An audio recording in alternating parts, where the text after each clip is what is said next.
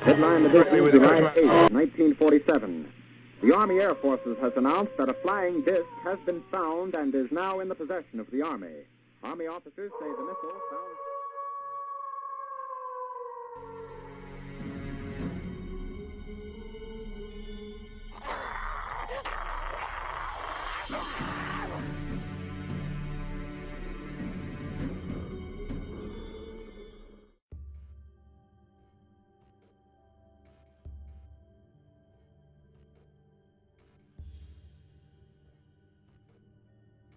The story of vampires begins not in the dark corners of Transylvania, but in the frightened whispers of real people from real villages hundreds of years ago.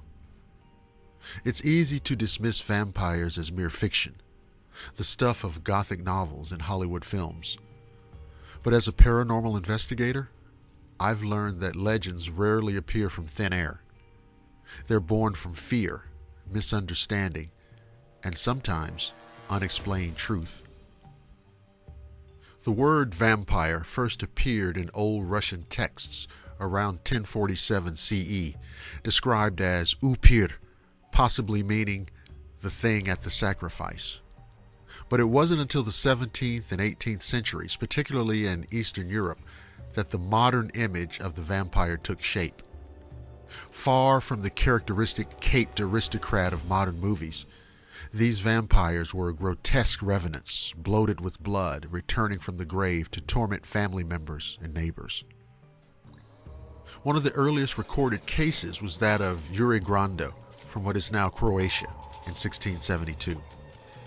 Grando died in 1656, but according to villagers, he returned at night, knocking on doors, and even assaulting his widow.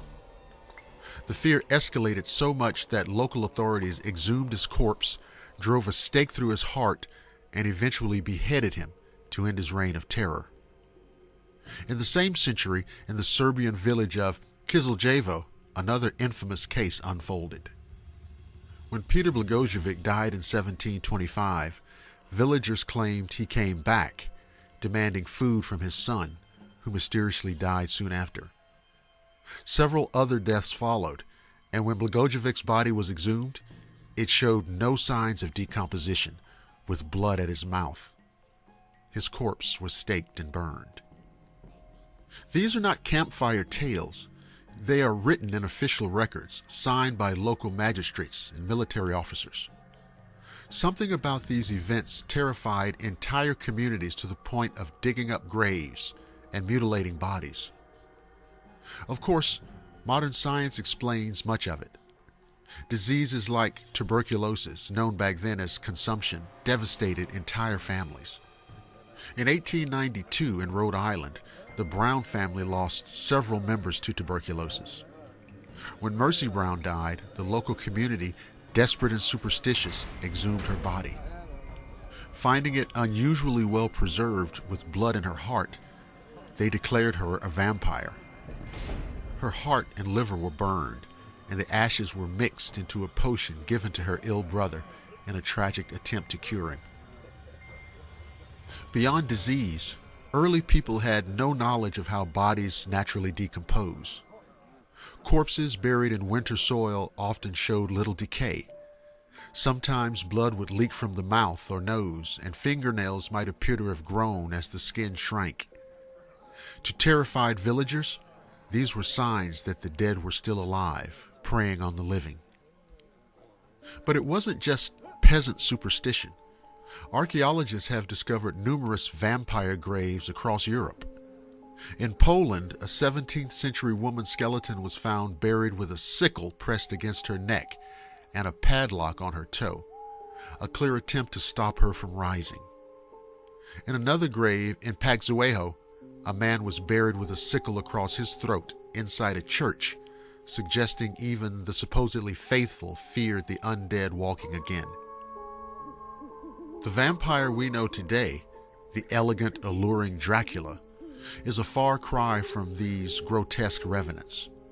It was only in the 19th century, through writers like Bram Stoker, that the vampire myth was refined into something seductive and literary. Hollywood, of course, took it even further.